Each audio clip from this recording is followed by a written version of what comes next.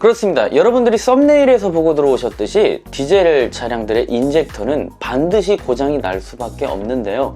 그 이유를 오늘 제가 한번 설명을 드려보겠습니다.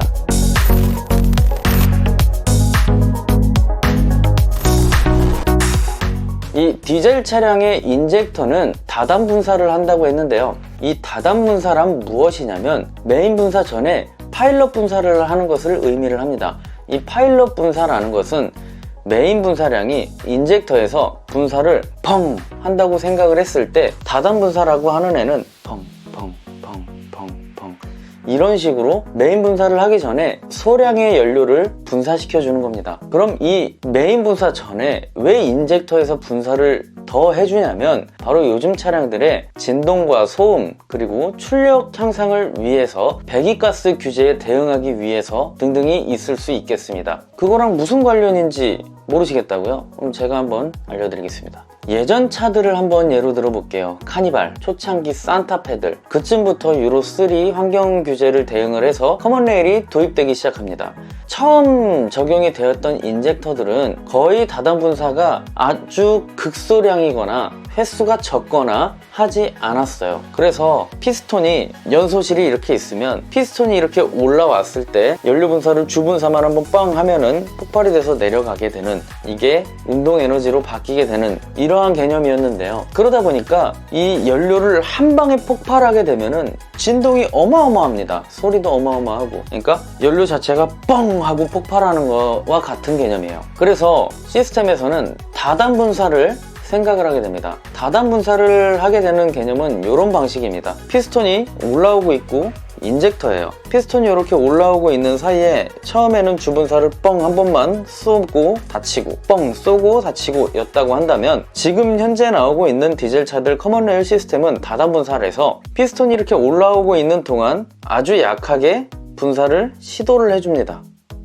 그럼 이 안에서는 어떤 현상이 발생을 할까요? 극소량의 연료이기 때문에 조금씩 폭발이 이루어집니다. 그러니까 쉽게 말하면 여기에서 한 번에 뻥 터졌던 이런 개념이 아니라 여기서 황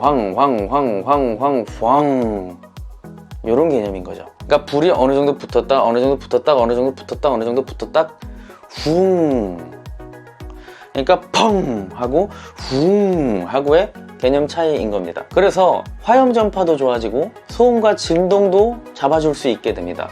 이게 바로 다단 분사예요. 이 다단 분사가 도입이 되면서 차량은 급속도로 발전을 하게 됩니다. 예전보다 출력도 많이 증가하게 되고 배기가스도 많이 저감을 시켜줄 수 있게끔 되었고, 또 힘도 잡고 연비도 잡고 뭐 여러 가지의 장점이 있습니다. 딱 하나의 단점을 빼고요. 이거는 다단 분사 시스템의 디젤 차량들은 어쩔 수 없는 숙명 같은 존재이기도 합니다. 그게 바로 뭐냐면 배기가스, 바로 입자상 물질 PM인 거죠. 이 배기가스가 인젝터를 타고 역류를 합니다. 도무지 이해가 안 되실 겁니다. 그런데 인젝터를 제가 많이 뜯고 뭐 수리를 하고 사장님이 수리를 해주시고 이런 과정 속에서 인젝터 자체 속에서 껌댕이 물질이 나오는 것을 확인을 하셨을 거예요. 제가 자료 화면을 찾아서 붙여드리도록 하겠습니다. 그 이유가 무엇일까요? 인젝터에는 단순히 연료만 공급이 됩니다. 그런데 시꺼매졌어요.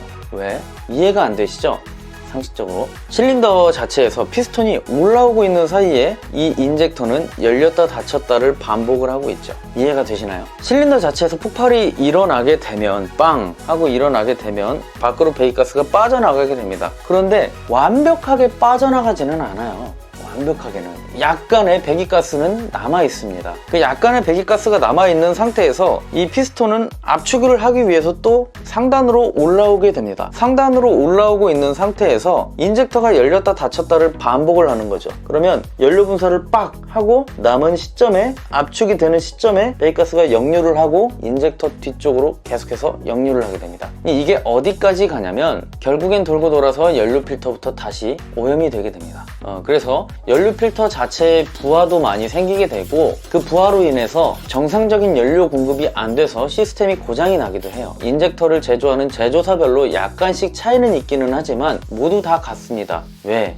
요즘 나오는 디젤차에서 진동과 소음, 출력을, 배기가스를 해결을 해야 하니까 도입할 수밖에 없는 숙명과도 같은 숙제거든요. 그래서 인젝터는 언젠가는 반드시 고장이 나게 돼 있습니다. 아주 초정밀하게 만들어져 있는 인젝터를 단면을 이렇게까지 벌렸다고 치면은 이 사이를 니들이라는 게 이렇게 왔다 갔다 해요. 굉장히 빠르고 엄청난 압력으로 왔다 갔다 하는데 이 니들과 이 벽면 사이에 배기가스가 카본이 찌들어 있다고 생각을 해보세요. 배기가스 겁내 끈적끈적하고 뻑뻑하잖아요. 그러면은 이 민첩하게 움직여야 되는 이 니들이 꾸물렁꾸물렁 움직이게 되는 겁니다. 그러면 인젝터 분사 시점이 틀어지거나 인젝터 분사량이 틀어지거나 심하면 백리크를 타고 흘러 넘치기도 하고 여러가지 고장 증상으로 다가오게 됩니다. 그래서 언젠가는 이 인젝터 내부에 들어있는 카본을 때를 빼줘야 되는데요.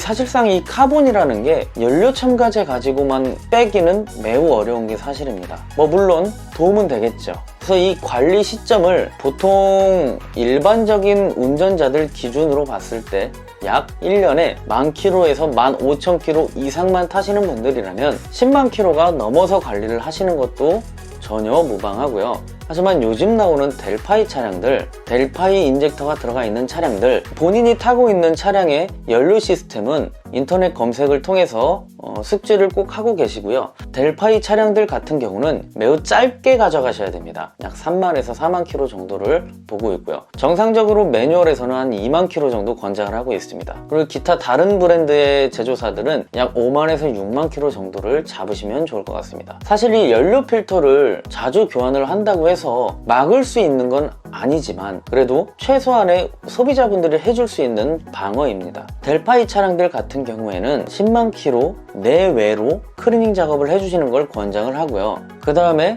운행량이 반대로 짧으신 분들, 이런 분들은 특히 조심하셔야 됩니다. 디젤 차량들 중에서 요즘 고질병을 앓고 있는 DPF 시스템 뿐만 아니라 인젝터, 흡기 모든 부분에 운행량이 적으신 분들한테는 다소 그렇게 별로 좋지는 않아요. 흡기 매니폴드의 카본 누적, 인젝터의 카본 누적, 인젝터의 노후화, 그리고 DPF의 매연 누적 등등 운행량이 부족한 차량들에서 모두 공통적으로 생기는 현상입니다. 그래서 운행량이 얼마 되지 않으시는 분들이나 도심권에 살고 계시는 분들은 휘발유 차량이나 LPG 차량을 추천을 드리고요. 반대로 영업 목적, 잦은 출장, 장거리 운행이 많으신 분들, 이런 분들은 아무리 내연기관 중에서 가스차가 연료비가 저렴하다고 하지만 연소 효율에서 디젤차에 비해서는 아예 게임도 안 되기 때문에 디젤차를 무조건 아직까지는 탈 수밖에 없는 상황이실 거예요. 근데 사실 이렇게 장거리 운행을 해주신 분들한테는 최적의 조건을 제공하는 게 디젤차이기 때문에 관리하면서 타는 게 가장 도움이 될 거라고 생각을 합니다. 장거리 운행하시는 분들 중에서 수소차하고 전기차는 아직 안 맞는 게 사실이잖아요. 그리고 또 운행량이 굉장히 많으신 분들이 있어요. 1년에 30,000km 이상 타시는 분들, 그런 분들은 약 150,000에서 200,000km 안쪽에서 관리를 해주시면 될 것 같습니다. 200,000은 되도록이면은 안 넘기시는 게 좋아요. 200,000을 관리 없이 그냥 타시게 되면은 수리비가 폭탄이 되어서 돌아올 가능성이 매우 높습니다. 그리고 제가 이제까지 영상을 주로 촬영을 했었던 메인터너스, 유지 관리를 했었던 그러한 항목 중에서 흡기 클리닝, 인젝터 클리닝, DPF 클리닝 이런 것들로 끝나지 않는 사례가 굉장히 많아요. 200,000이 넘게 되면 그 안에서 시스템이 잘못되거나 그랬을 경우에도 마찬가지지만 그 방법은 제가 앞서 말씀드렸듯이 배기가스, 머플러 후단의 검댕이 농도를 확인을 해주시는 게 많이 도움이 될 거고요. 적당히 나옵니다. 이 배기가스 검댕이라는 것은 아랫면을 훑어보면 무조건 거의 나올 것이고요. 배기가스 통로 옆면을 살짝 긁었을 때, 한 번만 쓱 긁었을 때 어느 정도 묻어있는 거는 괜찮습니다. 살색이 보이면 돼요. 근데 눈처럼 뭐라 그래야 되나, 밀가루를 문질렀을 때처럼 손바닥을 완전 뒤덮듯이 손바닥이 0.5mm, 1mm 이렇게 올라가는 경우가 있어요. 그런 경우에는 반드시 점검을 받으셔야 됩니다. 이 검댕이라는 것은 DPF 후처리 장치 재생 중이라든지 이런 사이에 어느 정도는 튀어나올 수밖에 없어요. 그렇기 때문에 어느 정도는 살짝은 묻어 나온다. 하지만 정상적인 건 안 묻어 나오는 게 맞다. 그렇게 보시면 될 것 같고요. 요즘 디젤 유로6 들어오면서 환경 규제는 더 엄격해져서 이제는 PM 또는 질소산화물에 모니터링 역할을 해주는 센서가 하나씩 또 들어가게 됩니다. 그래서 앞으로의 환경검사는 더 강화될 수밖에 없을 것 같다라고 생각이 되고요. 그리고 이건 디젤 차량들의 문제만은 아닌 것 같습니다. 휘발유 차량들도 규제가 점점 강화돼 가고 있고 모든 내연기관이 마찬가지예요. 자, 우선 오늘은 그래서 디젤 차들 인젝터가 반드시 고장이 날 수밖에 없는 이유를 여러분들한테 설명을 드렸고, 자연적인 현상이고 때는 반드시 낄 수밖에 없습니다. 그래서 관리 시점 포인트들을 제가 가이드를 제공해 드렸던 그 키로수별로 어느 정도 유도리 있게 본인이 나는 이 정도 시점에서 관리를 한번 해주는 게 좋겠구나 라고 생각을 하시면 될 것 같고, 그리고 또 한 가지 중요한 거는 인젝터 클리닝이 단순 장비에다 물려서 클리닝 하는 거는 물론 클리닝은 됩니다. 약간의 도움은 돼요. 하지만 완벽하게 클리닝 한다는 개념은 아닙니다. 보통은 인젝터를 뜯어서 동화샤를 교환을 하면서 클리닝도 같이 해준다는 목적 정도가 있는 부분이고, 정상적으로 완벽하게 클리닝을 하기 위해선 다 분해해서 청소를 하는 게 맞습니다. 이건 무조건 그렇게 해야 되는 작업이고요. 단 그렇게 되면 시간과 비용이 많이 들어간다는 단점이 있어요. 그래서 단순히 장비에서 클리닝이냐 완전히 뜯어서 청소를 할 것이냐는 소비자의 몫입니다. 저는 그거에 대한 가이드를 어느 정도 제공을 해줄 뿐이에요. 오늘 영상은 여기까지 하고 다음번에 또 재밌고 유용한 정보로 돌아오겠습니다. 감사합니다, 올시 여러분.